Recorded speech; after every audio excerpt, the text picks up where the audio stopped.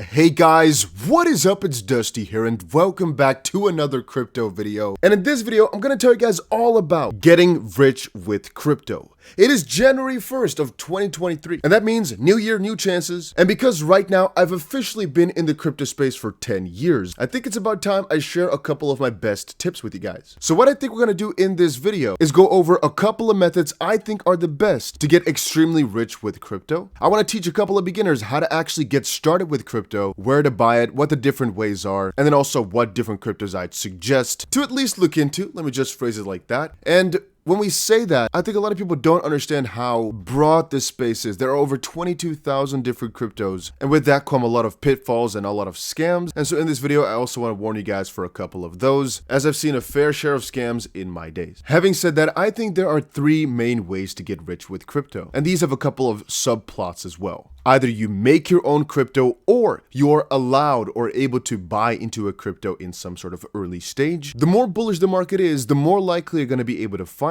these and actually make a crazy amount of profit on them too. Over on my channel, I've multiple times stated that there are gems, 100x gems, 10x gems, and what I basically do as a main job is run an investment firm. And what we basically do is we, let's say, place 100 investments, out of which 70 go wrong. I just lose all my money basically. But 30 of them succeed like crazy. And let's say that the 70 times we lost all the money, but the 30 times we 10x'd our money, you can understand that you come out on top if you keep doing this over and over and over again. And so one thing you're gonna have to watch out for in 2023 is for these newer projects to come up. And indeed, it sounds maybe kind of crazy, but to risk it. I honestly believe that a lot of choices that I've made over the last couple of years were really dumb looking back at it. It's just throwing money at something, just seeing if it works, but it has. I mean, guys, I don't think you should look at crypto as a get-rich-quick scheme, but you should understand still that we're in the first percentage, basically, of people that are really getting into all this stuff. There are a lot of people who have bought crypto in time now, sure. But there's only a very slight shiver of people who understand what new cryptos to buy and when to do it. And so to give you guys this small tip, again, what I just recommend is for all of you to subscribe to the channel, because whenever there's gems that I've noticed that I've found, I'll share it with you guys. And I honestly recommend you have the notification bell on too, because sometimes we only have a couple of hours or a couple of days to act, and so you do not want to be late, you do not want to miss it. I've had it before, but we invested, I think, $1,000 or so. I think exactly was $1,500 that went 400x. But if you guys remember, with a very small investment in Shiba Inu, we also made, I think, $50,000. When exactly to buy this is when the market starts recovering. When the market starts going on the up and up, and you see altcoins, which are basically every coin except for Bitcoin, go up by 40%, 50% in a day, and quite a lot of them again, that's the moment when we're going to start to look for some really odd, crazy gems. And I think a lot of them will surely fail, but the ones that do succeed will heavily outweigh all our losses. Then the question of which exact cryptos will we want to buy. Again, you have to understand one very important thing. I am personally confident that it's smarter, better to buy yourself a batch of cryptocurrencies rather than just one, like for example, a Polygon. And that is, if you look at this list, I hold some Bitcoin, I hold some Ethereum, I hold some BNB, some XRP, some Dogecoin, some Cardano, some Polygon. Litecoin, I wouldn't necessarily buy, but I hold some. And for a lot of these cryptos, I just have a little bit of it. The reason that I'm doing that, I think is pretty simple. I think it's the same as buying the S&P over the last century or so. The reason people do that is because it's pretty hard to pick which ones are going to succeed with emerging technology. These cryptos all have different use cases, or, well, they solve the problem in a similar method, but we don't know which one of them is going to get the main adoption. So then which one do you go for? If they're both platformers, which platformer is objectively going to be better in 4 years from now? Which one is going to make you more money? It's almost impossible to say, because one of these could get a partnership that the other one couldn't get, and all of a sudden that's the main one. For example, if any one of these cryptos all of a sudden partners up with Apple in some weird way, there's a very high likelihood that that just goes absolutely wild, and so forth and so on. Having said that, I go with the philosophy of this technology is emerging. We want to basically make money as the entire space goes up. And so what we do is we basically subdivide a portion of our portfolio to these higher market cap cryptocurrencies, a portion of it to the medium cryptocurrencies, a part or to really, really risky cryptocurrencies, and then a very small portion in some sort of stablecoin to quickly be able to transfer it back into crypto if we see a major dip. And then out of all these sections, you subdivide them by basically categories. For example, I don't like to have, if we're looking at the top 100, for example, only platformers. For example, only Ethereum, or together with Cardano, together with Polkadot, together with Solana. I think it would be better to just make it diversified in the sense of, okay, you get a platformer like Ethereum, a payment token like an XRP, potentially an exchange token like a BNB, and understand that this is not financial advice. What I'm doing here is trying to give you guys a new way of thinking, but at the end of the day, you guys need to look into this and see for yourself if it's fit. This is also with the idea of how the current regulations are. I don't know what the regulations are going to look like in the future. It could be that one of these cryptocurrencies dies out completely, which is exactly my point. Make sure you diversify so if one crypto ever gets screwed by, for example, the SEC, that you're not left crying in your basement, but you're just fine because your other batch of cryptocurrencies are keeping you up. And as the space, in my own opinion, will keep on growing on, this one little crypto that doesn't succeed, it's not a real big problem. Fun fact, I've also had a full list over on my Patreon with all the different cryptos that I had in my portfolio. It's not been updated in a little while, but it gives you an idea. I personally think Chainlink is an extremely good crypto. I like Algorand, like Quant, I like VeChain, and you see, here comes the problem in me liking too many different protocols, different ideas, different concepts, as they're all significantly different. Hedera has been really proper partnerships and so forth. Elrond has been doing really well. And I guess now that we've covered a little bit of which cryptos I'd buy, I think there's two main things to get people to understand as well. Stablecoins, just a little introduction, exchanges and decentralized exchanges, plus how to buy, just a little bit. I think I give you guys the gist of it in about 2 minutes. So to give you guys the rundown, here's for example a centralized exchange like BitGet. If we wanted to buy some sort of crypto on here, we could literally go to the buy crypto section on this website. Again, I'll leave a link to BitGet in the description down below. And if you've checked this out and you don't like exactly how this website looks or something like that, for that reason, I'll also try to put a couple of other exchange links down below, so you can just check those out. If there's a link for it down below, I use it myself and I know a lot of people that use it, but on this specific exchange, you can get a lot of bonuses, which is why I'm sharing it. Now, you can buy crypto through this little section, which is usually through either some bank deposit or person to person, something along those lines. It's pretty self-explanatory. The most confusing part to people comes in futures and spot. Now, I think you get rich with crypto from either staking, which we're going to cover in just a second, or from trading it, which is what this section is about. Futures trading basically means that you're buying contracts, and the contract is basically either going to make you money if the price goes up or the price goes down, as that's basically what you're placing money on. It's sort of like a game of, okay, are you going to say now that the price will go up from here? You will do that with, let's say, for example, $100. You buy $100 worth of long contracts. That means that if the price goes up and you've put $100 into it, if the price doubles, boom, you've also doubled your money. That can be, however, exploited or, well, signified or whatever, make it stronger basically because you have leverage, which means you can, for example, use, instead of you putting $100 worth of a contract down and actually also investing $100, this is again all in terms of trading, that you're actually only putting $1 in, but using 100 times leverage for it to act as $100. That's the whole concept behind futures trading. Long, in that case, meaning you think the price is going to go up. Short, meaning you think the price is going to go down. And I think that's good enough for a very basic idea.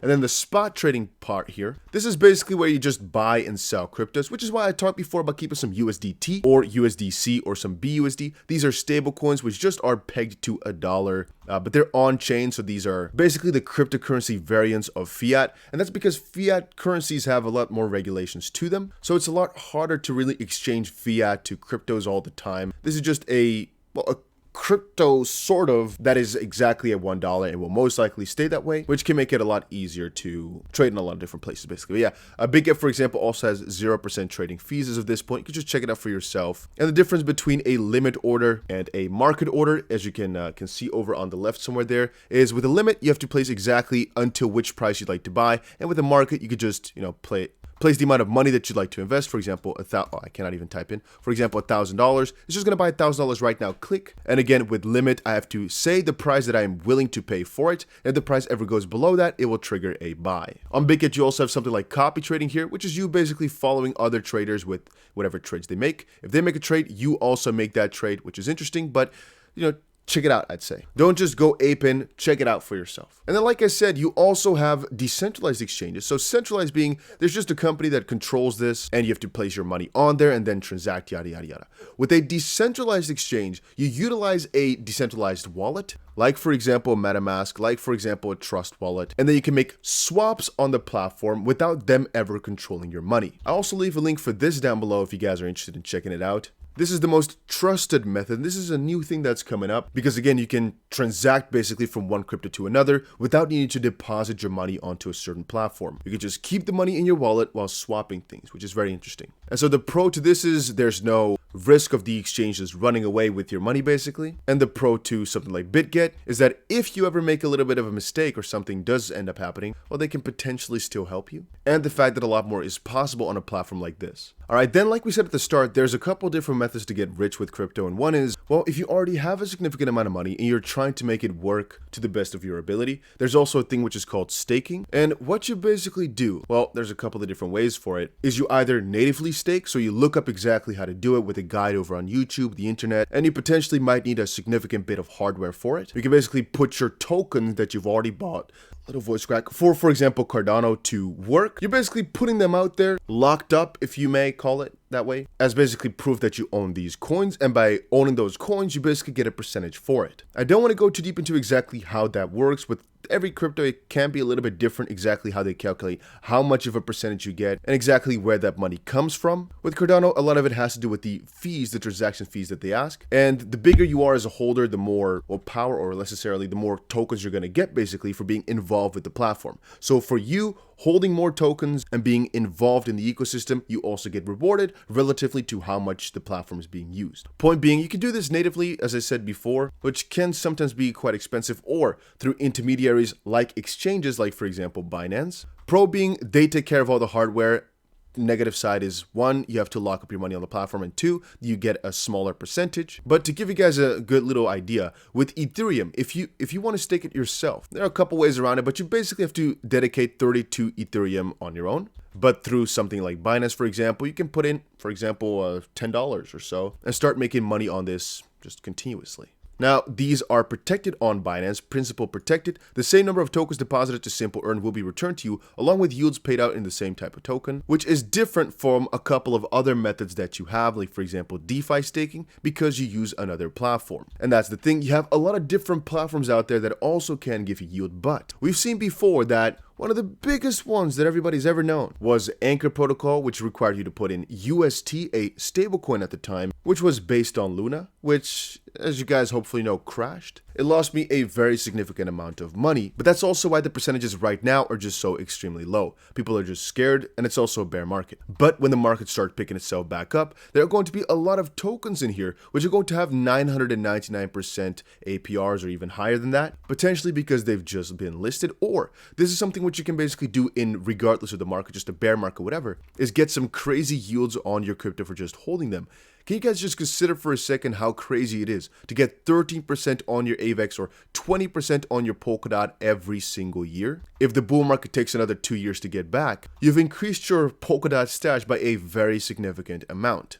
And so this is good for making money if you already have a lot of money, or for just increasing your stash if you're still low on money. And yeah, I think that was a little overview of how I think people are gonna, well, or I guess the easiest way to get rich in 2023 with crypto, or along different lines of what to do to really get into crypto and really, be able to make it big, I guess. The next couple of months are going to showcase what the easiest method is going to be. But again, to get back into it, either buy the craziest of craziest crypto, just these new and upcoming coins basically, which is better in a bull market as you have a higher likelihood of winning. You have option number 2, which is just make a balanced portfolio, because if the cryptocurrency space keeps on growing, which it likely will, you'll do very well for yourself. And then we have option number 3, which is staking. This is not on its own the best way to get rich, but it increases your likelihood of getting wealthier because you're using the money that you already have in these tokens anyway, and you're making it more without any other new capital being needed. You're just basically generating money for yourself without really that much downside, in my opinion. Method number 4 would be trading in some way, shape, or form. This is something you can research and look into. Might be an extremely profitable endeavor for you, so I would always recommend checking it out as well. Just doing your research and checking out if it's something for you. And last but not least, if I ever had to tell anybody where I'd recommend them to keep their crypto, I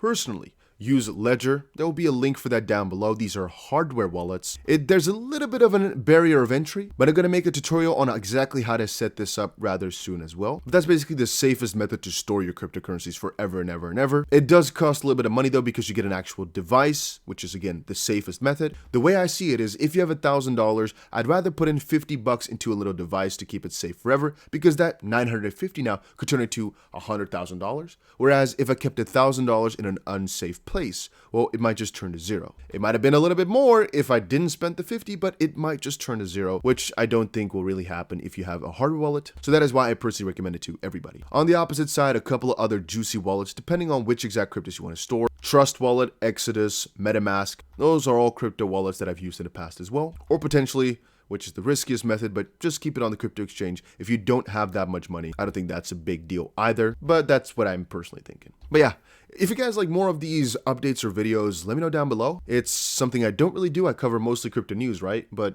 yeah, let me know down below if this is something that you enjoy seeing or you thought was helpful. If you did, make sure you press the like button and, well, maybe even subscribe. And I'll see you guys again in another crypto video, maybe later today or tomorrow. Who knows?